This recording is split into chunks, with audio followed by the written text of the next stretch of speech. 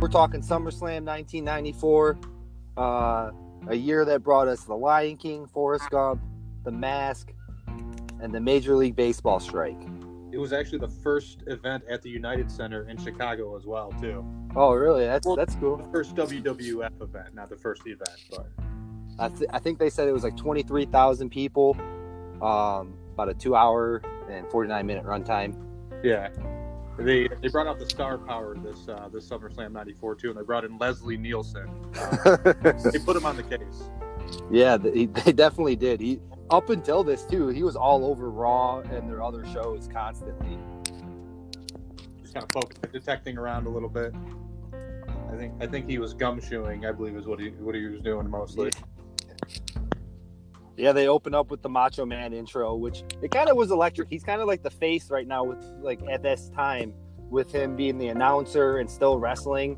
He's adding that other element.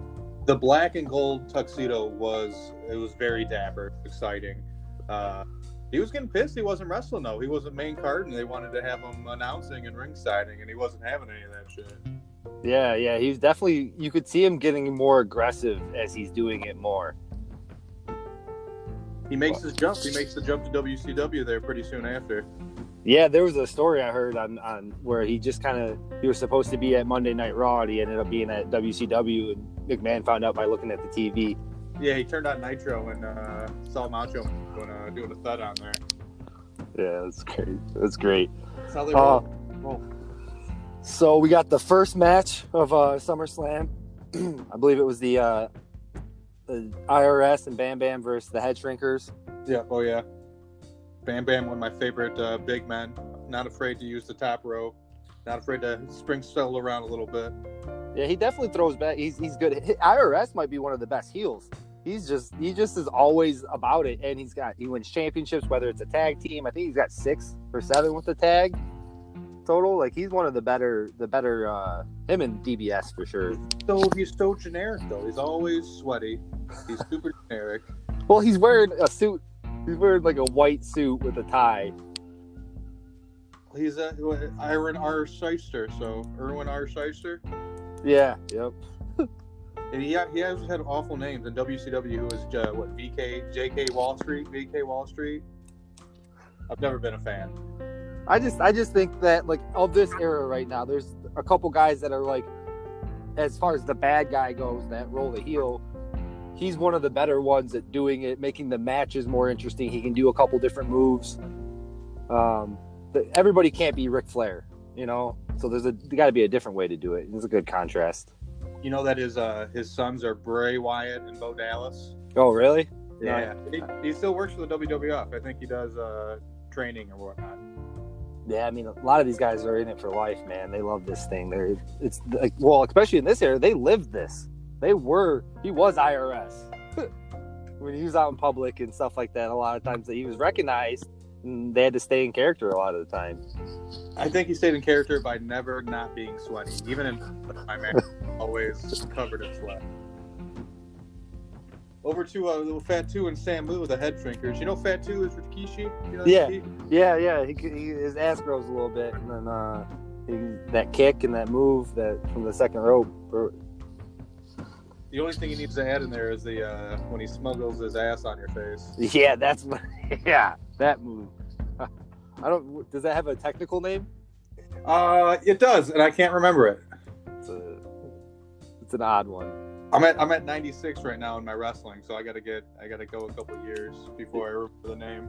Yeah, I mean, I remember watching this all kind of growing up as it happened, and I was definitely more on the WWF side than the WCW because back then you had to pick and choose. It wasn't like, oh, I can watch it tomorrow on the streaming service. That didn't exist. No, there was only one Monday, and you had to choose. You didn't do 2 Mondays. In school, I believe it was a heavy WCW fan base, and I felt like I was like, at least in the areas, the class I had to go to, it felt that way to me. I was like, man, I'm the only Stone Cold fan. It was all WWF for me. Oh, okay, yeah, because I'm a huge fan of the WWF over WCW. I think just we'll find out more as we go further into this and see, because I'm really interested to see those WCWs that I didn't get to see because I was watching WWF. I mean, it was good. It was really good stuff. They weren't as gimmicky, the older stuff. Like, didn't have the characters and whatnot that Vince would have, but it was good.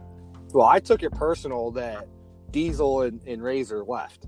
It was a personal. I couldn't believe they would do that.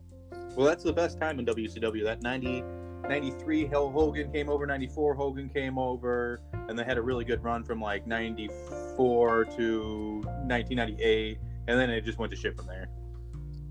Yeah, well, there's some stuff with Bischoff, and a lot of it was run by corporate people that didn't know wrestling. It sounded like, and that can make issues, making decisions not based on what the wrestlers can actually do. Jim Herd was a pizza guy. I think he worked for one of the big pizza companies, and then he came over to wrestling. But the Head Shrinkers, they're going to get big here, and a lot of the guys like them because they're tough and they can take a lot of bumps, and they're just, I guess, a good wrestling match to have opponents for because they stick around for a while too. Oh yeah, I mean, Rikishi's in and out forever. Like, I did not like their double team move, where Rikishi just top rope jumped on somebody and Samu just kind of he just stood there for support. Yeah, like what? I know exactly what you're talking about. Yeah, where he was just like, I have to jump over him. And McMahon was like, that was the most athletic thing I've ever seen. Yeah, it made the move more difficult for Fat to move. He had to jump higher, which gave him more velocity coming down. Yeah. That's exactly. In case he fell off the top rope, he was there to catch him.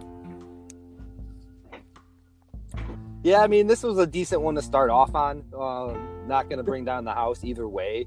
It was supposed to be a actual championship match, tag team championship match. That's right. Headbangers dropped the belt the night before to Shawn and Diesel. Yeah. So like they changed it up last minute.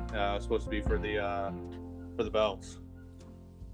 Yeah, they do a little clip of them talking smack and not having to defend their titles. Yeah, I think Bam Bam and IRS were supposed to take it too. Yeah, so I wonder what that was, if that was behind the scenes stuff or if this was all planned. It's got to be behind the scenes, probably to fuel Diesel and Shawn splitting up around down the line. Yeah, just to make it extra, like they were tag team champions when they tag team a little more legitimacy. Yeah, because at some point it was like, well, Diesel came in and he's just crushing people, bro. That power bomb, he's like so strong, and like, maybe he needs to be the champ if you're gonna keep going like this. Yeah, but he only has like 8 moves too, and he had the belt for like over a year, which I was really surprised. I didn't think he would keep it for that long. Yeah. You forget that, and then I don't know. I just think him and Taker can have some good matches, and him and Shawn. But there's only so much you can do with 8 moves, though. Yeah, it's got to be a guy that can work around him. You can't put a guy that can work in there.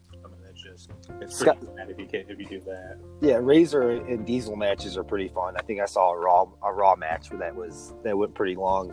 They got good chemistry too. I mean, they're buddies. They know what they're doing together. They get all their signature moves in. Besides, well, at least in this match, we'll get to it a little bit more. But yeah, and like I would imagine early on, hearing some of their background stories and stuff like that, where they thought WWF was like making it and what they were about to do.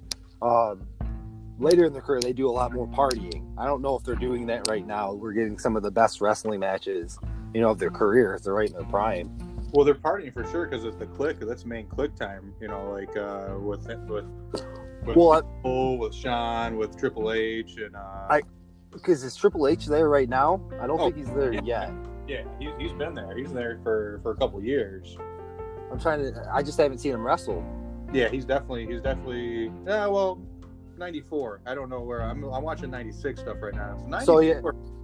So I think it's about to happen. Yeah. I think like the Click, because the 1, 2, 3 kid is now Razor's buddy, and so they're kind of focused on their friendship growing, and then they're in real life it's happening too. So I think this is where it starts to mold, where like 1, 2 kid's still in the mix there too.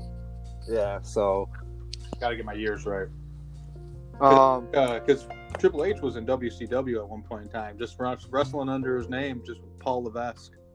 Yeah. So is that where he is right now during this SummerSlam, and then eventually he's going to come to WWF and become Triple H, yeah, Hunter Hill something. I don't know the exact year that. I'd have to go back and check it out, dude. Well, if I'm at 94 and you're at 96, then it's got to be somewhere in the next 2 years of these. Yeah, because he comes in, he beefs with like Henry Godwin. He has that slot match, and like I believe that was one of the Survivor Series, maybe. Okay, yeah. Anything else with this match with the Bam Bam and the Head Shrinkers? No, not at all. We barely even talked about it. Yeah, Bam Bam does his moves, and then they do the finish. Yeah, what was the disqualification and IRS wins? Yeah, it's kind of the cop out. Yeah, they do. Yeah, well, they tend to do that a lot at certain things where people don't want to lose. Now, if this was a title match, I wonder if it would still be the opener if they would have moved it. Yeah, I wonder a lot of times how they change up the card, because you watch those on the Raw that'll give you like, oh, these are going to be the matches, and then they actually get there and those wrestlers have changed for whatever reason. Some guy had diarrhea, he had to get the push, there it goes. Yeah, things happen, life happens. They wrestle the night before or get hammered or whatever. People do stuff, especially back then where you didn't have a camera on you at all times. Plenty of wrestlers have dropped a deuce in the ring as well while wrestling, so it does. You don't want that to happen. No. Quick board change. What'd you think about the women's championship? I thought it was Go ahead. Yeah, I think Alondra Blaze was smuggling those cheesecakes to the ring, but it was actually a great match. I think it was pretty solid for a women's at this time, because I remember the Sables and all of that, like with the sex diva started. All TNA, yeah. So they're still wrestling. It's like the Beauty versus the Beast. I thought Bull Nakano looked like a middle school art teacher. Yeah, there's a Raw match after this one. I think it might be the first one, and Randy Savage is just like so turned on by Bull the whole time. So was Lawler. Jerry Lawler was loving her the whole time. Was it Lawler? Okay. I don't know. I thought it was Savage, but no, Lawler was definitely a fan of Bull and Caro. Yeah, that was that was good. But that's good. The best there was Luna Vachon, though. Yeah. That's the short blonde one, right? Yeah, she sounds just like she looks. yeah. Her voice fits her feet. Yeah, I mean, it was a good match. I'm actually looking forward to seeing more of the women's competition. Well, it goes downhill. It all goes to like tits and ass. Like even Alondra Blaze ends up getting fake titties down the line. She actually goes by Medusa outside of the WWF. Oh, okay. I've definitely heard the name. Well, she drives a goddamn monster truck. You've heard of the monster truck, Medusa? Yeah. She actually drives that monster truck. Okay. Yeah. Crazy life. Yeah, that's not legit monster truck driver. But if you're a female wrestler in the 90s, that's not like being a female wrestler at 2020. If you're a diva now, you're like set. You're getting paid. Back then you couldn't even do the same moves the guys were doing. Yeah.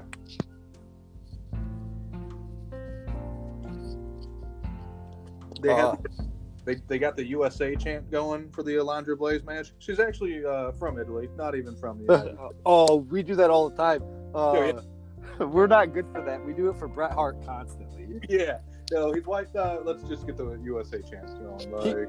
He makes sure everybody knows he's from Canada too. Yeah. He is not shy about that. And every time it's like USA. Yeah. Classic. But no, I thought it was a really good match. I like some of the hair whips that Alondra Blaze was doing. Yeah. Like it wasn't necessarily as fluid like men's would be, where like you just gotta like a couple times. It's like give it a second. Like a couple roll-up pins. Some of those roll-up pins were a little shaky. Yeah, but it's just like just kind of give it another second. Like you got up way too fast, or you pivoted in a way that was like, oh well. Doesn't make it believable as much as it could have been. Yeah, but it was solid. I wasn't taken out of the match at any point by it. No, I thought it was good. A good wrestling match overall. Some good suplexes in there. Some good counters. Some good mat wrestling. Yeah, they touched on a little bit of everything. I think the next one is probably my favorite match of the card. The next one we're going to talk about, the Diesel versus Razor. Razor Ramon and Diesel, yeah, the IC title. Yeah, it's the IC title. You got Walter Payton there, and then HBK. He looked tiny compared to everybody out there. Even Sean looked a little bigger than him. Yeah, he did the whole walk down thing.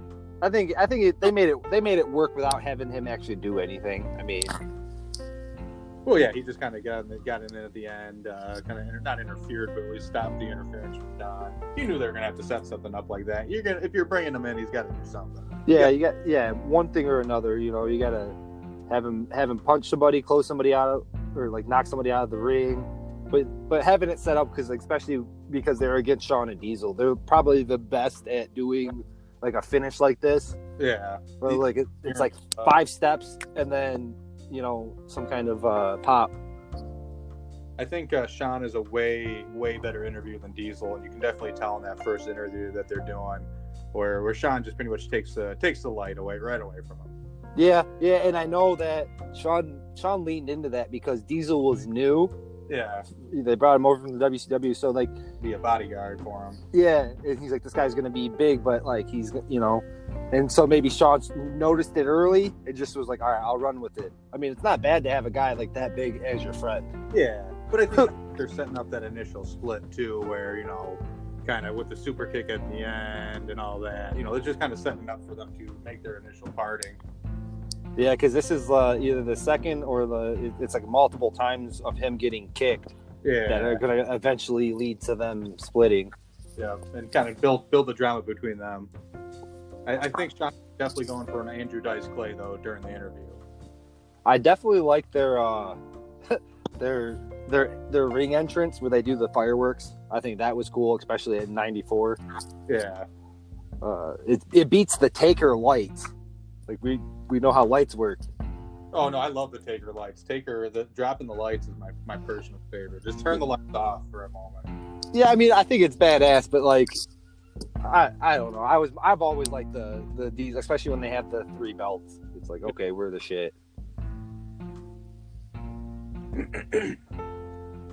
All right. Oh, I don't know if you caught this, but while they're walking down the ring, Diesel's like, "It don't get no better than this." Like, yeah, I bet you he's believing that. He just came from, WCW a year ago, and now he's, tag team IC.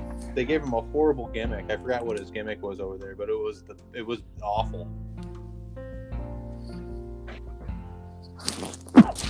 But I thought I can't remember overall. I mean, everybody either guy didn't get to hit his finisher. No razor edges, no jackknife power bombs, but overall everyone looked good. Well, I thought they were going to do more with that open ring post. They really didn't. I mean, they did a little bit, but they weren't going to take any big bumps off of that. No, I mean, you really got to be... It's hard to hurt yourself on that. Yeah, like... Unless you wreck your face right into it, like... I was never impressed as a child, like, in the ring. Like, oh no, like... No, but I was the one time that I noticed, I can't, and we'll come across it eventually, maybe you have already, but like somebody does it in one of the early matches, and then it's like that the rest of the pay-per-view. Oh, no one ever puts it back on? I think the guy threw it in the crowd. Yeah. And so... If I get it, I'm keeping it. I'm not giving it. Oh, for sure. You're putting it in your pocket and you're hiding it, like you don't know where it went. That is mine to take home. Thank you very much for that souvenir.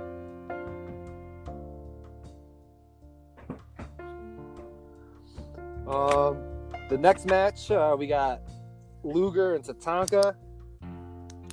I thought the setup for this one was actually legit with the toll-free number. You can call in. Is Lex Luger a sellout? The results are in. 54% of America thinks Lex Luger sold out. That initial interview, Tanaka called him a sellout maybe 15 times. He dropped that sellout bomb hard. Yeah, he did. He was very adamant about it. Both those guys almost played professional football. Yeah, well, I think Luger probably should have. Yeah, I think he played for Miami. Actually played when I gotta write my swear down. Jim Kelly. Jim Kelly was his quarterback in Miami. I don't remember position that he played, but Yeah, he could have played. He could have actually went and played for Green Bay.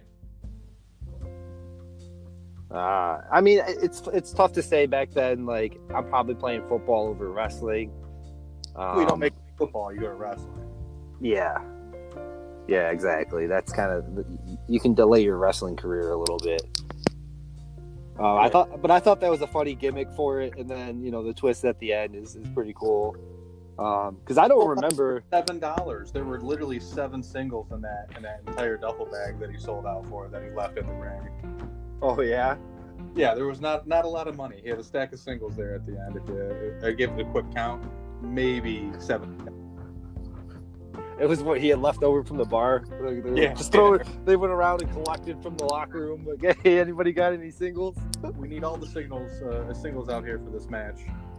Man, I think these two have such a weird combination that before he went heel, before Tatanka went heel, because the match was just such a silly. They both do the same style. They got the same skill set, basically. Yeah, we got the same power slam, the back slam, the I'm getting beat up. The crowd will give me energy. A couple chops. You got to throw some chops in. Yeah, chops. The most athletic move was a schoolboy at the end that got pinned. Yeah, yeah. It was not the most athletic match. I think Luger would be better off as a tag match, and that way he could be the one that gets his butt kicked for a little bit and then comes back and helps win. Yeah. They always use him as like the prototype Hogan, and he doesn't have the charisma. No fans really got behind him. Like, no one was like the biggest Lex Luger fan. Well, you got to have a move, man. You got to do something. He had a power slam. He power slammed the hell out of it. Yeah. That's a lot of people's basic moves. Yeah. I think he can pick you up and spin you around and drop you. Yeah, make him dizzy. Yeah. I think he would have been better as a heel, because maybe having those 6 moves would have been better. Then you can do the eye rake and the nut punch. And he's not a good heel, and he's never been like a good baby face. He's always in the middle. He's not like, no one ever really got behind him. I've never been a big fan of Lex.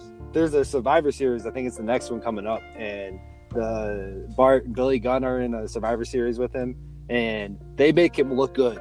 It's like in a tag format. I'm like, man, maybe he does need to be in a tag team, but I don't think they'd realize that, because they're investing in him to be the man, right? Yeah. Well, him and Sting were like a good tag team partner. Secret beef. They work good together. There's always drama probably up until WC or NWO came in. I felt like that the assault on Lex after the match took forever to conclude. Yeah, just get it over with. He went back like 3 times. Rubbing money in his face, kicking on. He's done. Didn't they put 100 in his mouth? I think it was just a single. I want to say that was a part of the single game that they pulled out. I think that was 100. He had a wad of, like I said, $7 he pulled out. Spent each one. I don't know. I like DiBiase, man.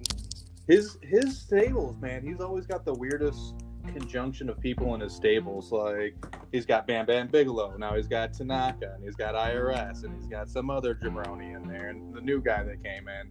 And they never had any cohesion in there. No, but it works because it's about money. Yeah, I bought this. Yeah, it's like I bought him. I paid for it. Like the gimmick works. It's just like something that's like works with Survivor Series.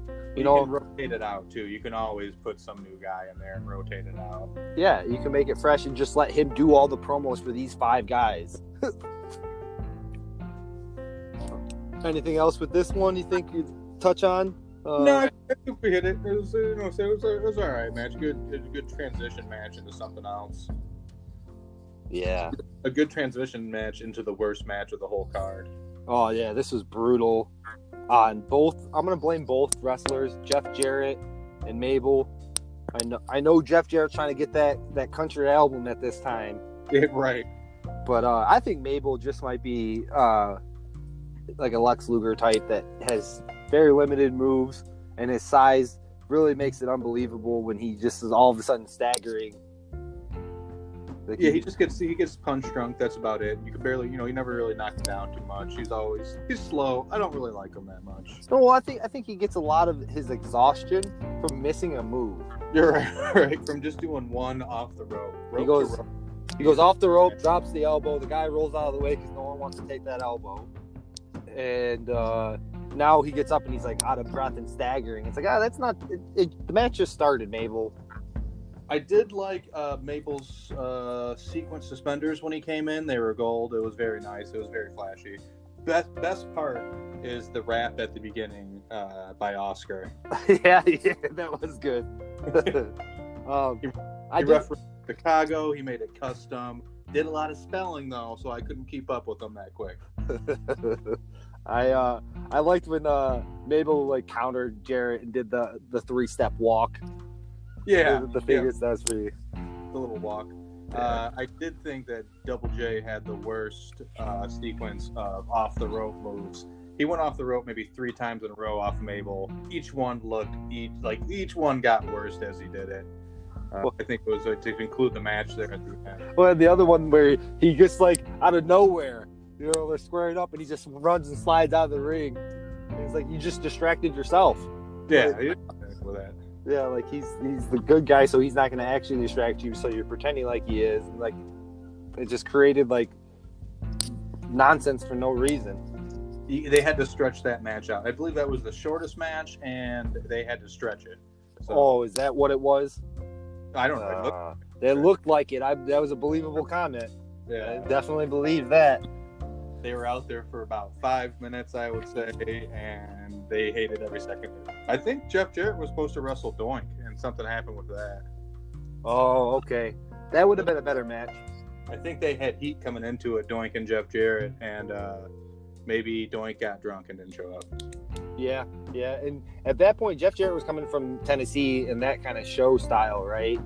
That's at least what I kind of heard or picked up from some other talks I've listened to. So yeah, not a big Double J fan. I don't really follow him that much. Well, at that point, I just thought Ric Flair was way better than him. Oh, for sure. And so like, you're the same thing as him, and he's way better at it. He's like a country Ric Flair, like yep. Without the good robes, he did not have magnificent robes. He didn't have the charisma. He just stole his moves. Yeah, he basically just tried to steal his swag, and you can't carry Ric Flair's swag. The hair, the sharp or the figure 4, and the on your knees. Don't do this. Yeah, please, the begging, like, and then that's when you hit him in the balls. Yep, at least that's what's Nintendo 64's version of was that NWO versus WCW. Oh yes, they had 2 of them. One was Revenge, and I forgot what the other one was. Yeah, I think it was WCW. I think the Revenge one, but you could do the uppercut with that move with a couple players. Yeah, the bag. So then we got I felt like this match is a long match, but this is going on a Brett and Owen family feud type situation that's going to last for about a year. Yeah. Maybe they longer. were already beefing from WrestleMania when Owen beat Brett, but then Brett won the title later that night, so it's kind of default. Like, great, you beat Brett, but now Brett's the champion. Yeah, and he like kicked him in the knee, or even before that, there was another Survivor Series or something where he turned on him, and so yeah, because I think Brett supposedly had like a hurt shoulder. It was a hurt leg, and he could have made the tag, but he tried to go for a move, and then ended up losing. Yeah. You they ended up winning, but Owen had gotten knocked out, so he wasn't in the ring celebrating. So he had won, but he wasn't there with them. Somebody fucked up. Somebody messed up. But this is cool because this is one of the first cage matches like it that I've seen so far, from starting with where Raw starts with the pay-per-views in '93. So to me, this is pretty cool. I do get to see all the Harts there at the beginning. You get to see Stu and Helen Hart looking super old, might be zombies. Barely made it out to the ringside. Well, they're going to be around for a couple more years, just about at every pay-per-view close to Canada. Yeah. If Brett's headlining, or if Brett's there, you'll see him. You get to see British Bulldog without the braids. Well, yeah, he's about to be making his comeback and entering the WWF again So you see, he'll be on pay-per-views and Raws as we go forward here. But ends up cutting his hair soon. You don't often see him without the braids. He looks like the lead singer from Extreme. Bret Hart, other brother was there, Bruce. Bruce looked like a human-sized leprechaun. I don't know if you got to take a look at him, but yeah, a couple of those guys are gnarly. And what's his face? The brother-in-law, Neidhart. Jim Neidhart. Yeah, he looks like Farva from Super Troopers. I feel he's somebody I wouldn't want to wrestle. Like he just feels like he just throws you around. He uses that bare belly for leverage. Yeah, like it's just like man, like that. Like those slams look like you're just not even looking. You're just dumping them. He looks like a high school gym teacher. Yeah, I seen him wrestle a guy that was like half his size, and he just beat him up and then like pinned him. And it was just like it's kind of what I figured would happen. Yeah, Neidhart specifically wears only Zumbas pants as well. a Zumbas and a tank top. So, is it true that Bret had strep throat going into this, or are they just kind of like teasing that? I don't know. They played it up a lot, though. They really did play up the strep throat. Bret assured us at the beginning that it had nothing to do with the strep throat, that it would not interfere with the match. But it is a little harder in a cage match because there's obviously no pins, there's submissions. You can't win that way. You can, and then like going off the ropes, you could hit the cage if you're going like some of the moves that Owen can do. You're a little overzealous. So there's a lot that, especially between Owen and Bret, that they could do. But pretty much the way I remembered it is exactly how it played out. The hanging from the edge of the cage by the head was pretty cool. Yeah, they did a little too much with those hangings. At one point in time, I feel like they both hung over the top of the cage maybe 3 or 4 times. Well, I think Owen was trying to end the match, and Bret's like, "No, we got to give him another 5 minutes, guy." Yeah, we got to keep going. I'm trying to have the longest average match record, so we got to wrestle for another 20 minutes. I was hoping Owen was just going to fall. I hope he was just going to fall and become the champion on accident, and you just had to roll with it. I just know I've seen this Survivor Series. Like I rented it and watched it. So like as it started to play out, I started remembering, and I was like, "Oh, this is where his leg gets hooked as he falls." That's it. The Survivor Series, the SummerSlam. What was that? Did I turn the page? What? Oh, sorry. What was your question? Did you say Survivor Series or SummerSlam? For what we're talking about? Yeah. SummerSlam? Okay. Why? I thought you dropped a Survivor Series instead of a SummerSlam. Oh, I might have mentioned Survivor Series. Oh, okay. So, yeah, I know when Bret and Owen were feuding, they had a Survivor Series where Owen lost or got pinned first and then came back and kicked Bret in the leg, and that started this whole "I'm better than you, Bret" crybaby shit. I'm taking you down. I'm the better heart. I'm the best heart. Yeah, I'm the best there is. I felt like they did a lot of cage jumps to the door at one point in time. They had a sequence where it was probably like 3 times in a row that they just jump to the door, pull your feet, jump to the door, other guy pulls his feet. Like, yeah, that was a little comical. Yeah, I mean, and they were like pushing you off on each other's face. But imagine, me and you were wrestling, or it's a brother thing to do. Yeah, it's a very brotherly wrestling. Exactly, that's what I was getting at. Or somebody that you wrestle with growing up, that like it's like you could maybe go for an extra like beat the crap out of you move, but like if I can just get out of here, I'm the winner. I can start taunting you immediately. Yeah, I'm jumping for the door. That ref closes that big ass door pretty quickly though. He will slam your fingers right in that door. Oh yeah, he knows who's gonna win. Yeah, right away he's shutting that door. Yeah. Stuff like. Yeah, I mean the finish was pretty. I mean, I guess not the finish, but the post match where Neidhart locks him in, and he's like, "Not yet." Like he's got to get the thing locked before they can get in the cage. Try to get in. He's an intense guy. Yeah. So, and then obviously by the time they get in, the cage is open, and Owen and Jim just skate out. And yeah. No, overall, it was a good match. I thought it was Probably the best match of the night. I got here in my notes, Bulldog, buff, tan. Yeah, always tan. Always tan. Yeah, that dude is super tan. I know Ric Flair said that he was one of the first guys to walk into the locker room with a tan on. But like now that I heard that, now that I'm watching for it, you can see which guys really have a tan. Oh yeah, British Bulldog always had that tan. I think Ric Flair had cataracts from being in the tanning booth too much. No, I believe it, dude. That guy was red at times. Yeah. That bronze, perfectly cooked hot dog look. Speaking of match notes, for the Jared Mabel match, I've got 2 notes. Shit match and Jeff Jarrett awful on top rope. And that's really the only 2 notes I had to take for that. Well, didn't he like go up to the top rope and he was like so far away? He like leg dropped him. Like, is that supposed to connect? Did that count? He looked like a foot and a half away and had to like roll into it to make it look like he actually made contact. Well, some of these guys just need to look over their shoulder for a second and be like, nope, not this one. Let's go to the one on the other side.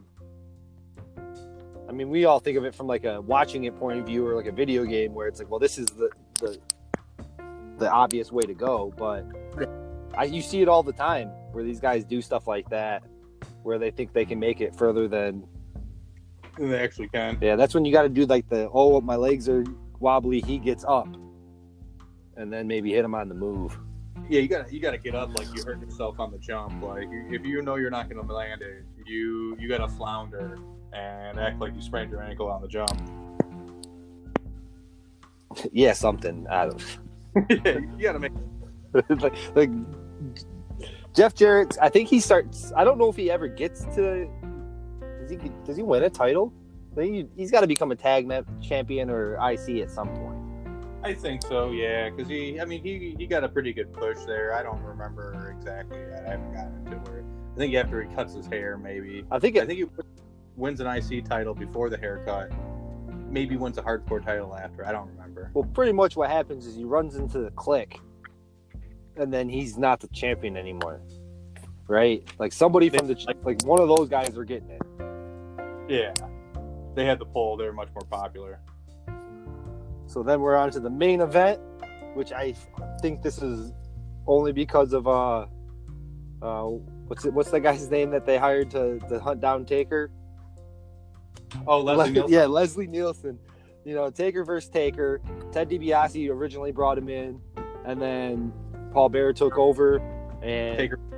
Yeah, so now it's, you know, the Taker that was in the graveyard that we've been seeing all these cool promos. I remember watching the Survivor Series as a kid. It was awesome. It's probably one of the reasons I liked wrestling to start with, because as a 5-6-year-old kid, seeing the Undertaker get buried alive or buried in a casket and then say he's going to come back, I will not rest in peace. Like, that got me. I was like, all right, man. Well, he was hurt, so I think he was out like 7 months before this match. So I think he had like a back injury, so he was taking some time off. And this was his comeback match. Okay, that's cool though. You got to give it to these guys, especially not knowing that you're going to have that long of a career yet. You still got to take that 7 months off because you're getting banged up every night. At this point, they're still wrestling multiple days a week. Yeah, it's not like how it will end up being. You're wrestling 5-7 days a week sometimes. Yeah. Twice on days, like. You're shooting you're shooting a pay-per-view, Sunday night, and then you got to be doing Raw. You got to be doing Nitro, next day. Yeah, because if they were doing that now, they would just record every single one. Yeah. So, but what's your thoughts on the match? Yeah, it was okay. It was, one of the long line of Undertaker gimmick matches. I feel like he really had a lot of gimmick matches, and this might have been the start of a lot of these gimmick matches. Yeah, for sure. I mean, you needed to bring him back after the injury, so this is like a way to do it. You have a wrestler that you're basically renting in the fake Taker. Yeah. And then if he works out, if he's a good wrestler inside the ring, the guys like him, you keep him. If not, he's on to the next. Yeah, I don't even know. I don't think he really had much success out of being the fake Undertaker. I don't know if that guy went on to do anything or just was a jobber pretty much for that day. I did not recognize the name when I looked it up. Yeah. As anybody that was notable, because like sometimes like you see a guy like Owen Hart used to put on a mask and be a different wrestler when they called for him to like wrestle 2 matches in one night. Or I know it'd be like Blue Blazer. Yeah. There's a couple of them that like have a couple extra because they get some more money. It's somebody calls off, can't make the thing or whatever, emergency. Yeah, so you put a mask on and you give them a match for the crowd because that's really what it is. I mean, it's all about pleasing that crowd. So when you come back, they come back. They did that to John Cena one time, and they just put a luchador mask on him and called him Juan Cena. Yeah, didn't he still have his like jean shorts on? Yeah, he was still completely John Cena. Yeah, Mexican guy mask on, luchador mask. Yeah, as much as like they do some weird gimmicks, that in hindsight you probably would change up a little bit right from the start. I like the 90s era of wrestling a lot. It's the only amount that I watch. I'm watching from 1988 to 2001, and then I'm going to rewatch 1988. I mean, I am curious to kind of see some of like the later pay-per-views that I didn't watch, like any of the NWO stuff. I really didn't see that because I was watching WWF at the time, and at that point I started to like girls, so that kind of was like, well, I can't play sports, do good at school, and watch wrestling. Yeah, I mean, it was just so much on the plate that like I tried to watch it on Mondays, but like getting pay-per-views and stuff like that started, and it was just like I can't keep up with it. No, the WCW, you really want to go back and watch that. Like I would say starting from when Hogan came over. And then, because that kind of builds all the drama and whatnot, because Hogan brings all his boys. So it's basically, they turn it into like 80s WWF for a couple years. Yeah, so then, is it just WC Nitro on Monday nights? Is that the one? Well, they got on the network, they got all the pay-per-views. Right. But if I start with the Nitros, that'll give me a timeline to go off of what's happening and what matches to kind of expect, who's got heat on who's got, who's going to be fighting who, and watching the twist happen like it's a story, because I haven't seen it yet. And so the first time I see, the bad boys and the bad boy and or the bad guy and Diesel going over there, it's going to be. Oh, it's because especially at the time, you don't know, like you didn't know that they weren't with the WWF anymore. You didn't know that wasn't Razor Ramon coming over, like, so it definitely had a good impact. It was a good story there for a while. But then, if anything, Hogan just ended up ruining that because he has so much control over everything. Whenever, production he comes in, he basically takes control over everything. Yeah, and I remember watching Kevin Nash say this. He was like, "Yeah, we used to get drunk and go to the matches, and Hogan would go up there and just talk and talk and talk, and we would be so hammered just trying to stand up. But he was like, he's gonna run the promo. We're here. All we have to do is stand here." Yeah. And then, we got sunglasses on. We're in our jeans and a t-shirt. We just leave here and go straight to the bar.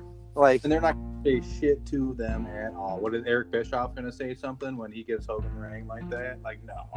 Bischoff's loving it. Well, that's the best WCW ever was that window. With that you just talked about, yeah. They did have some great matches back in the day. Like, they had some good gimmick matches. They got a lot of classic wrestling on there. It was...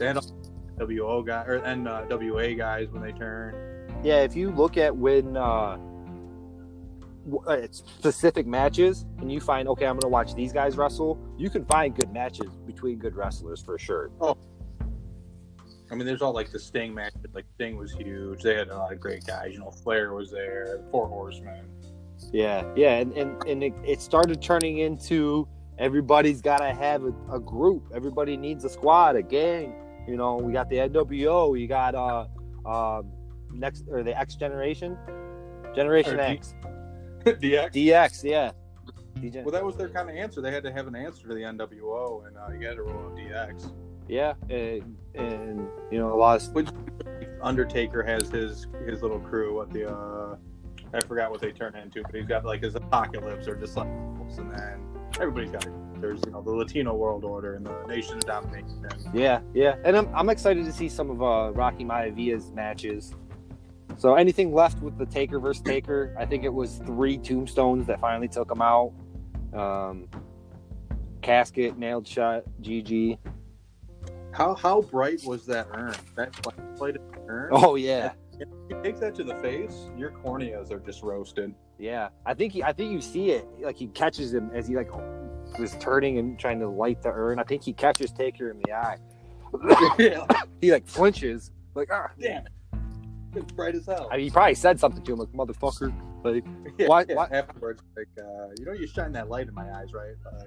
That Taker interview was great by Stone Cold on the Broken Skull. I didn't think I watched it. Yeah, it's definitely it's a podcast, so it's just I'm talking, but like it's a video form. Yeah, because I've been listening to Stone Cold, but catch it whenever. I don't go back and listen to it. I just put it whenever the new one was. Right. So I think we're looking towards Royal Rumble. 95 is our next breakdown discussion, right? Oh yeah, a lot of guys to talk about. You get to see everybody basically at the Royal Rumble, so all the stars come out. Alrighty then. Well, thanks for tuning in, and we'll see you next time.